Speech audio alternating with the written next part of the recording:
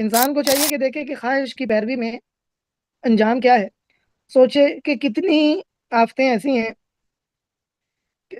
سوچے کہ خواہش نفس کی پیروی کرنے میں کتنی بار ایسے ہوا کہ انسان کتنی ساری فضیلت کی باتوں سے محروم کر دیا گیا، کتنی گھٹیا باتوں سے اور امور سے اسے دو چار ہونا پڑا.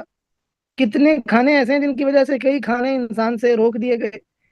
کتنی لذتیں ایسی ہیں جن کی بدولت کئی لذتوں سے انسان کو محروم کر دیا گیا.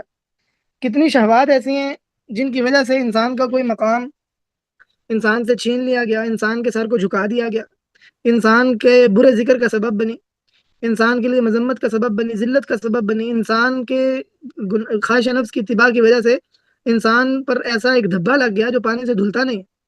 ہاں، مسئلہ یہ ہے کہ خواہش نفس کی پیروی کرنے والا اندھا ہوتا ہے، وہ ان سب امور کو دیکھتا نہیں ہے. تو یہاں امام ابن القیم رحمہ اللہ نے یہ بات سمجھائی ہے کہ جو شخص خواہش نفس کا پیرو ہوتا ہے اس کا معاملہ یہ ہوتا ہے کہ وہ شخص خواہش نفس کی پیروی کے نتائج سے بالکل غافل ہوتا ہے. اس کو اس کی کوئی پرواہ نہیں ہوتی کہ خواہش نفس کی پیروی کرنے کے نتیجے میں مجھے کتنے نقصان اٹھانے پڑیں گے اور اس میں میرے لیے کتنی تباہی اور کتنے میرے لیے نقصانات ہیں اور کس قدر میرے لیے ذلت کا باعث ہوگا، کا باعث ہوگا. کیونکہ اندھا ہوتا ہے اپنی خواہش کو پورا کرنے میں، وقتی فائدہ بس دیکھتا ہے، یہ نہیں دیکھتا کہ ان گناہوں کے بعد میں نقصانات کیا ہوں گے.